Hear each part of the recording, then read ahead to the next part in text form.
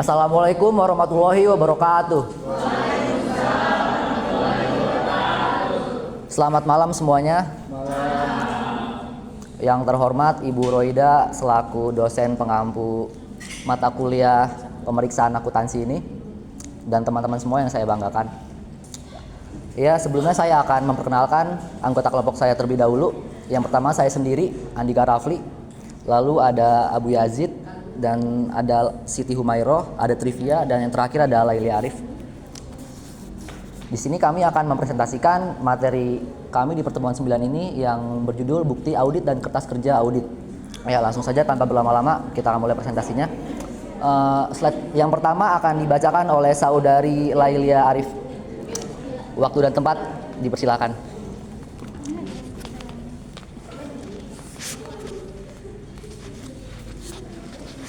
Pengertian audit. Bukti audit adalah bukti yang dikumpulkan dan diuji oleh auditor untuk menentukan apakah laporan keuangan disajikan sesuai dengan standar pelaporan keuangan yang berlaku, yaitu sesuai dengan SAK. Bukti audit laporan keuangan terdiri dari bukti pembukuan atau accounting records seperti jurnal, buku pembantu, dan buku besar atau file transaksi dan file induk. Yang kedua ada bukti pendukung seperti bukti transaksi dan bukti-bukti pendukung pembukuan yang lain. Lalu ada kompetensi bukti. Maksud dari kompetensi bukti ini adalah dalam audit mengacu pada tingkat keandalan atau kualitas bukti yang diperoleh auditor dalam mendukung kesimpulan yang dibuat selama proses audit, yaitu ada relevansi bukti, lalu ada kemutahiran bukti, sumber bukti, objektivitas bukti, dan sirkulasi bukti. Lalu ada faktor-faktor kompetensi bukti, terdiri dari kurang kompeten, faktor kompetensi, dan lebih kompeten. Selanjutnya akan dijelaskan oleh Siti Humairoh.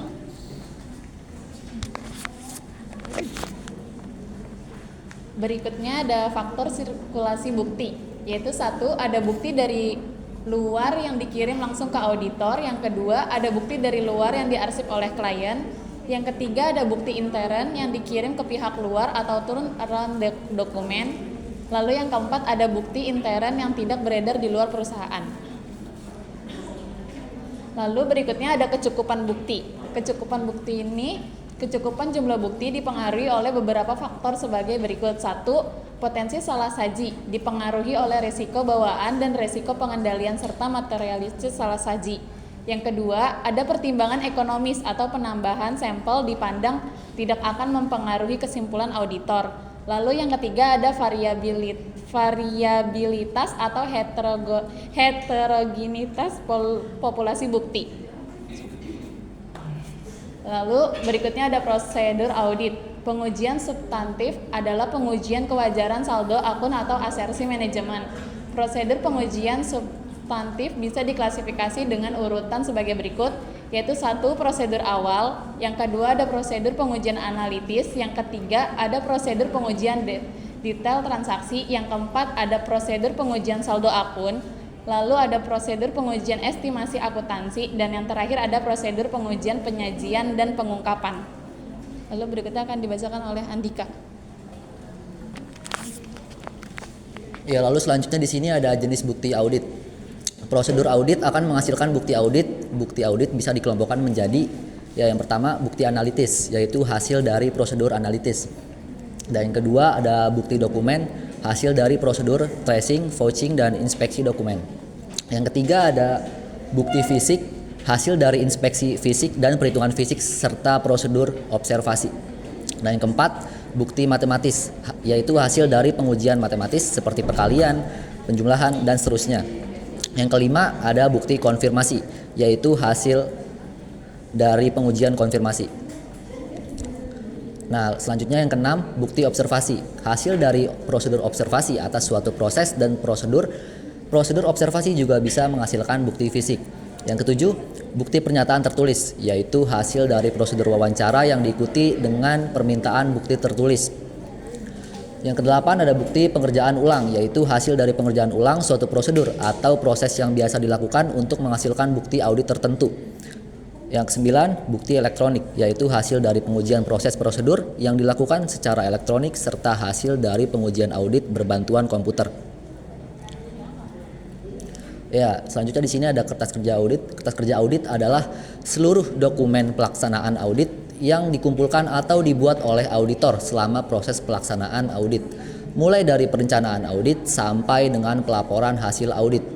Nah, di sini fungsi kertas kerja audit yang pertama yaitu sebagai alat perencanaan audit, yang kedua sebagai alat koordinasi pelaksanaan audit, yang ketiga sebagai alat kontrol pelaksanaan audit, yang keempat sebagai alat pembuktian pelaksanaan audit, dan yang terakhir sebagai alat pendukung kesimpulan audit. Ya, selanjutnya akan dibacakan oleh Abu Yazid. Di sini saya akan menjelaskan tentang bentuk kertas kerja audit. Kalau tadi sudah dijelaskan tentang definisi dan fungsinya, di sini saya akan mempresentasikan tentang bentuk kertas kerja audit. Yang pertama, program audit berfungsi untuk mendeskripsikan tujuan audit, cara atau prosedur yang harus ditempuh, pedoman dalam membuat kesimpulan audit, siapa yang harus melaksanakan audit, termasuk siapa yang harus mereview kertas kerja audit, target waktu pelaksanaan dan penyelesaian audit. Yang kedua, memo audit adalah catatan auditor dalam bentuk narasi untuk mendeskripsikan fakta, pandangan, secara catatan penting lain. Yang ketiga, daftar pendukung adalah tabel atau analisis tertulis untuk mendeskripsikan secara detail saldo akun tertentu. Yang keempat, daftar utama adalah dokumen yang digunakan untuk meringkas daftar pendukung. Yang kelima, komplikasi kertas kerja adalah tabel untuk mengkomplikasi seluruh kertas kerja atau daftar utama yang dibuat selama proses pelaksanaan audit,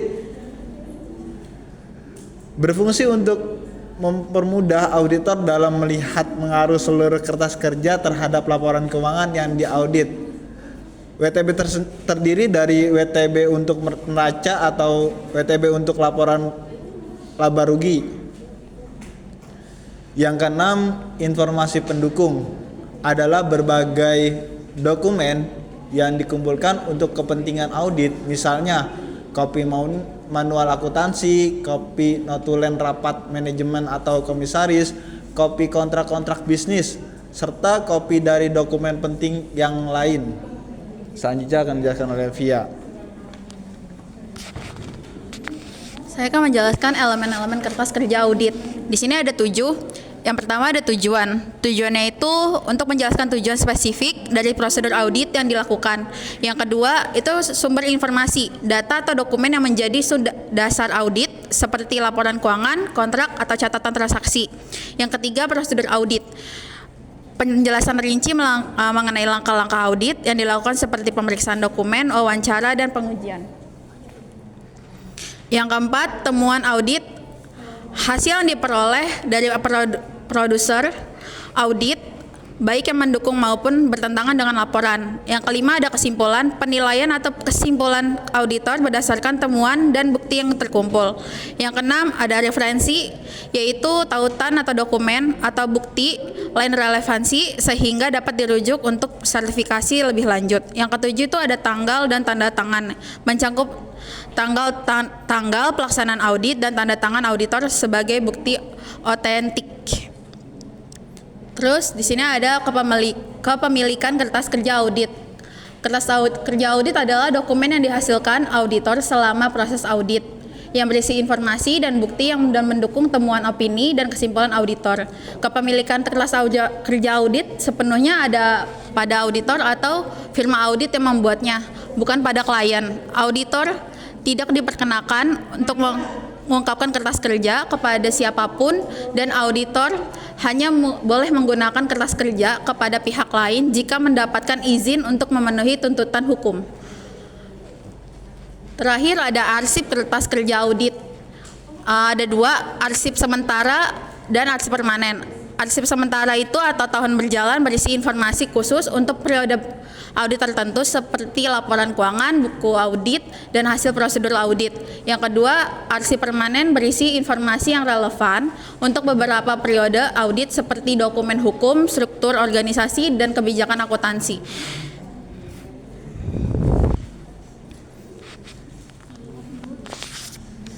Ya, terima kasih. Mungkin itu saja penjelasan dari kelompok kami. Sampai sini ada pertanyaan? Ada yang mau bertanya?